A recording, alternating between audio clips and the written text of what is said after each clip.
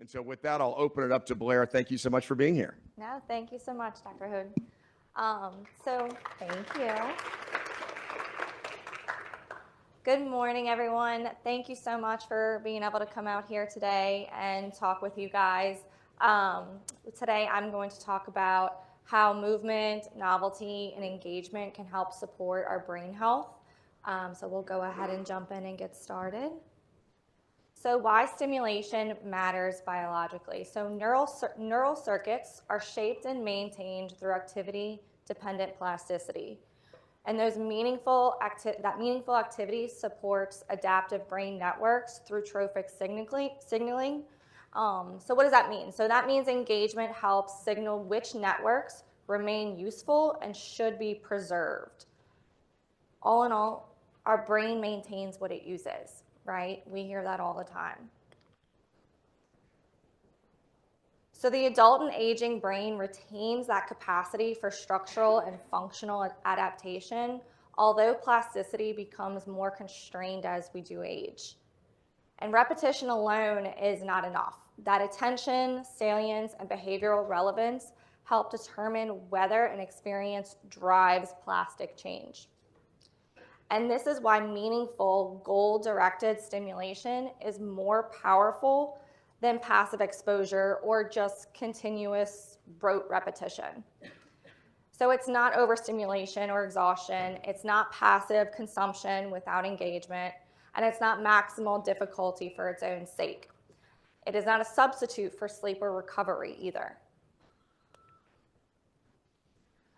So the brain responds best to enriched, active, meaningful environments. And we've seen that in animal models. And environmental enrichment improves learning as is associated with greater synaptic density, dendritic complexity, and hippocampal plasticity. And in older adults, we see that as exercise. Exercise is one of the most consistent behavioral interventions linked to improved brain health. Physical activity is associated with better cognitive outcomes. And that cognitive training can produce measurable biologic changes in our BDNF, which is extremely important in regards to helping continually build that plasticity and being able to change. So movement, novelty, learning, and engagement work best together as a biologic ecology of stimulation. So these are 5 drivers that we use for brain activation. There's movement, novelty, structure, social interaction, and challenge. And we're going to look into all 5 of these today. Our brain health is supported by how we engage in the world. Engagement is such a huge part of how our brain activates. So how the brain enters activation and growth. That meaningful engagement supports cognitive health. Us as speech-language pathologists help activate aging brains through functional, goal-directed activities. The brain remains adaptable. So what does that mean? Even later in life, stimulation, novelty, and structure can support that network engagement. And small therapy changes can even increase activation. Movement, rule changes, and task variation can enhance participation and learning overall. And engagement matters more than the complexity of it. It's not about how hard the task is that you're trying to complete. It's about how engaged you are in that emotional connection. So effective stimulation is meaningful, not merely complicated. So what are some learning opportunities for our clinical application? So movement, novelty, and structure influence that engagement altogether. With that, that shapes our attention, flexibility, and ability to participate during therapy. SLPs, we use strategies that already provide help with that cognitive stimulation. So some techniques such as space retrieval, which is that giving some piece of information, asking a patient to recall it right back, then increasing the time frame, asking them to recall it as they're able to do so. And that can be flexible depending on the patient. And we can kind of work with what the patient's able to do to go into the next task. Creative tasks can activate multiple systems at once. So storytelling, role play, and discussion support cognition, communication, and social interaction together. So the goal is actually real world carryover, that carryover from outside of the therapy session into your daily life. And therapy should support engagement and participation beyond the session itself. That's why it's important to get that carryover. And the strongest therapy effects carry into our daily life, because that's where it's most important. So brain activation is central to cognitive communication care. SLPs help support attention, language, memory, and participation through active engagement. That plasticity remains relevant across the lifespan. And that means the brain continually is adapting and changing to its environment throughout the lifespan. And so meaningful tasks drive that more activation than irrelevant difficulty. That's that statement from before, whereas it doesn't matter the complexity of the task, it matters that engagement. Are we, engaged? Are they participating? And that goal-directed communication task often outperform harder but less meaningful exercises. In SLPs, we can help build cognitive resilience. So sessions can combine communication goals with movement, novelty, and structure to support a stronger network. All of these things together are a great little way. They're all ingredients in how we can build a great therapy session. That's how we can improve our patients. That's how we can work to maintain their skills. So SLPs, we do more than treat deficits. They help activate our networks. So we're going to talk a little bit about movement next, and that neuroplasticity and some exercise-based stimulation. So neuroplasticity, so that's the brain's ability to change in response to experience throughout the life. And this remains true even in our older adults. And repetition works best when paired with some variation. So small changes prevent rote performance and promote flexible learning, so we don't get into that autopilot. And meaningful functional tasks increase engagement. Those real-life relevance help support stronger learning and better transfer. And principles support the value of therapy, so that engagement, repetition, and relevance remain important, even in the progressive conditions. So repetition, it matters most when it also stays meaningful. If we're doing tasks in a therapy session and we're having them repeat the same task over and over and over again, but it's not anything that's meaningful really to the patient, is it meaningful to the therapy session? So movement is one of the strongest activators of cognitive systems. Exercise supports the brain health through multiple pathways. Physical activity increases that cerebral blood flow and is associated with improved cognitive function overall.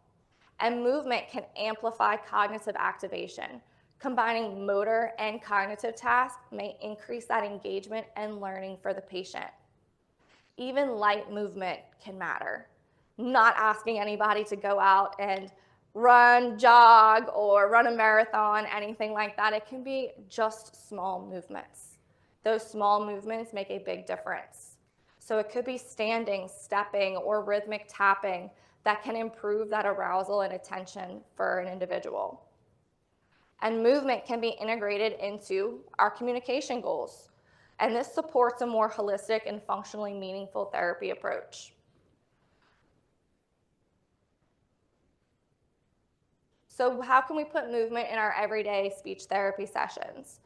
So we can pair movement with language tasks, and this can engage attention, working memory, executive control all at the same time. This can look like something like having a patient walk while also doing a category naming activity at the same time. We can adapt movements to the person. So the task can be modified for patients that need to be seated or in wheelchairs or are in group settings. And movement may improve readiness to engage. Increased alertness and reduced restlessness can support that participation. I actually have a patient I'm working with right now, and he gets extremely uncomfortable, has a lot of discomfort when he's sitting in a chair for a long period of time. Our last therapy session, I said, you know what? Let's get up. Our therapy sessions have not been extremely productive because of his discomfort and having to constantly stand up and sit back down and reposition himself. So this last therapy session, we got up, we walked around the clinic, we did multiple laps, and while we did that, I had him name different items in a category. We did some recall tasks, and it was our most productive session we've ever had. So, and he also was way more comfortable, and it was a huge game changer. So we're gonna kind of realign our therapy sessions and even maybe work hand in hand with PT at the same time to see if we can do more of those motor movements in with our speech therapy sessions. And we're gonna choose movement intentionally. So safe, meaningful actions should be linked to communication goals rather than just added in there randomly. And like I said, those small movements are very meaningful and can change that engagement. So next, we're gonna look at novelty and how we can be creative and build engagement with that. So why novelty drives learning? Novel stimuli activate attention and memory systems. This helps increase alertness and learning readiness. And predictable tasks can reduce cognitive demands. So overly familiar tasks may drift into those automatic responses. Patients may go into autopilot. If we're doing the same activities, the same stimuli over and over and over again, they become more like learned responses. So the patients just kind of get into autopilot. They know what the answer is going to be. They know how to think about it. And that's where kind of trying to not make it more difficult, but just refresh things, kind of put in a new spin to it. So those small changes within familiar tasks can preserve challenge without causing that frustration.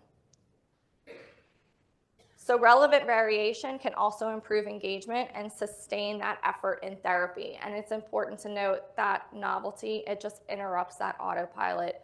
We don't want to get so used to doing the same items, the same task, the same rote repetition of things. It's good to add in fresh, new ideas. So what are some practical ways that we're adding novelty in therapy? So we can rotate functional materials. Say you could go out with friends every Thursday to lunch. You like to do that. You go to specific restaurants. We can use that in our therapy sessions. We can make it meaningful, right? We can use a few different locations maybe that you go. But we're gonna rotate through those menus, right? We're not gonna use the same menu over and over and over again because then we're gonna get into that autopilot phase. We can use different maps, photos, or written prompts to refresh that semantic and visual demands. And we can change rules mid-session. So say we're doing a task, and at first I give you directions, and then 2-3 minutes in maybe, I say, okay, let's change it up. Now let's look at it this way. So just that small change is helping build that brain activation. And we can shift roles when appropriate. Asking patients to teach or explain can increase confidence and metacognition. I had a patient back in December. His hobby was he liked to make his own wine. So I had never done that before. And he was in the process of doing that. It was right before Christmas. That was something he always did. So I reversed the roles on him. I asked him, explain to me what that sequence looks like. What that did was he lit up, first of all. He was super engaged. And we had that conversation going. And conversation is such a huge part of activating our brain as well that he was just super engaged, and that made for a more rounded therapy session for the day. And we can vary the environment. So small changes, just like going to a different room. We usually, as speech therapists, we have our speech therapy office or a room that we do therapy in. However, it can get tiresome and boring looking at the same four walls. We feel the same way. So what can we do? We can go out in the therapy gym where there's more action, more things going on. We can, our facility, our therapy clinic is within the hospital. So let's get up, let's walk around the hospital while we do some things. Let's see some different settings. Just those small changes can create that real stimulation. And what are some creative and non-traditional approaches? So there's sensory language tasks that can help support integration. And that looks like a mystery object description, encouraging inferencing, description, and sensory processing at the same time. We can look at collaborative storytelling, which activates multiple systems. That can look at working memory, narrative skills, and group interaction. Music is a big different pathway. We all like different genres of music, and just putting on the music a patient likes lightly into the background, that drives conversation, that drives engagement. It really pulls the patient in to being interested in what we're doing in the therapy session. And you can do some role play, which adds functional complexity. So real life scenarios and opinion discussions can support that executive function and pragmatics. So creativity is clinically purposeful. So now we're going to look at novelty with communication, connection, and that carryover.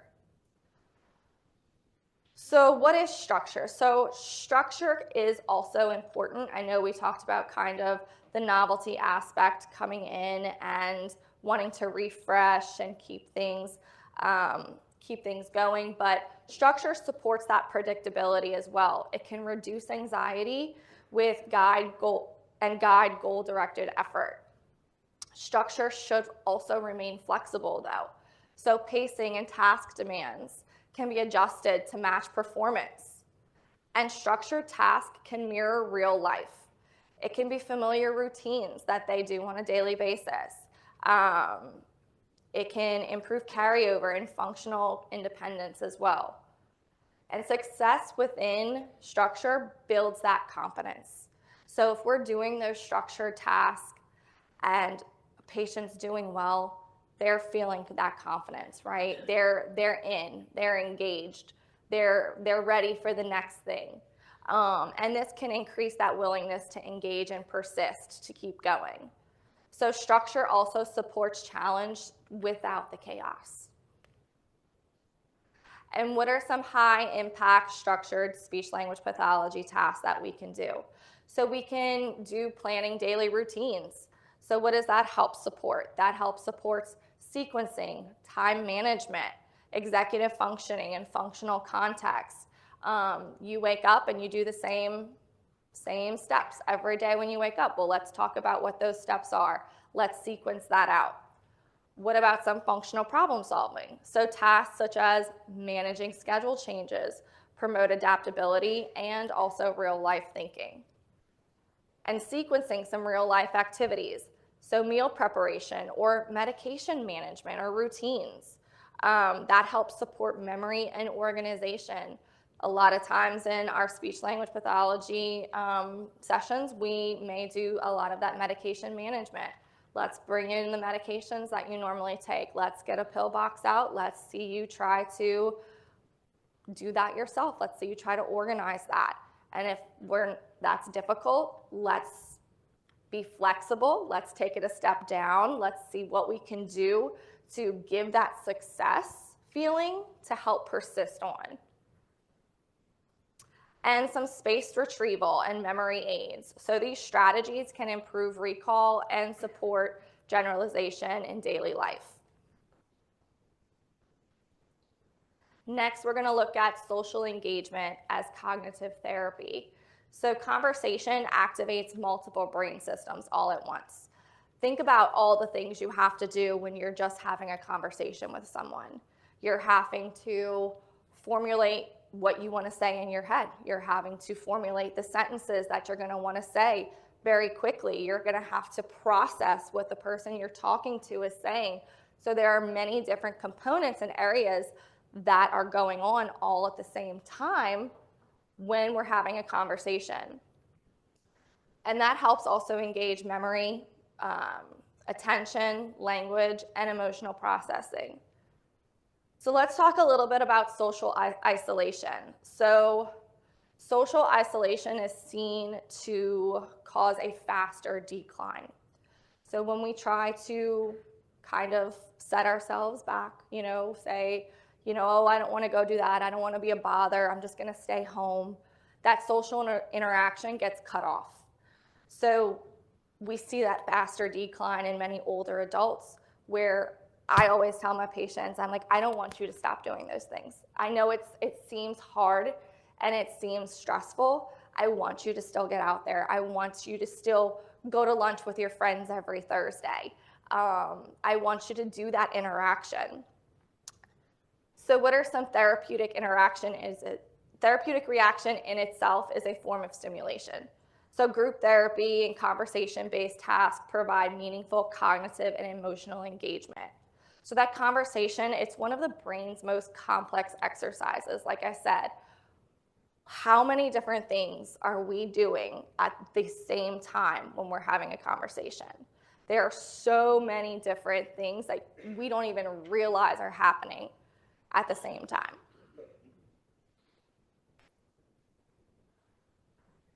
So with a little bit of going into our conclusion for today, we're going to look at some clinical integration and then kind of wrap up some things. So some clinical takeaways are movement. Movement is a big aspect of just boosting that attention and engagement.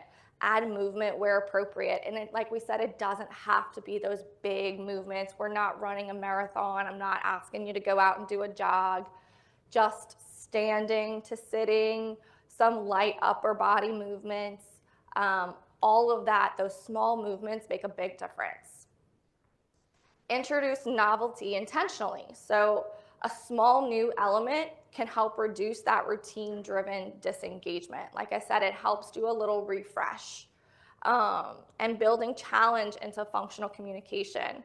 That cognitive effort works best when tied to meaningful tasks.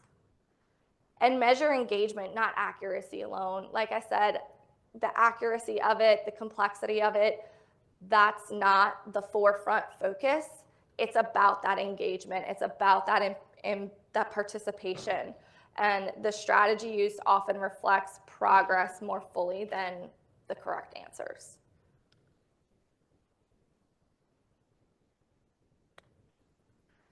So what are some group focus applications we can do? We can do themed discussion groups, which promote that turn taking, experience sharing, and memory recall all at the same time. We can look at reminiscence activities. So using, like I said, photos or music can help support that long-term memory and emotional connection together. And validation-based communication. So acknowledging emotion may reduce distress more effectively than correction.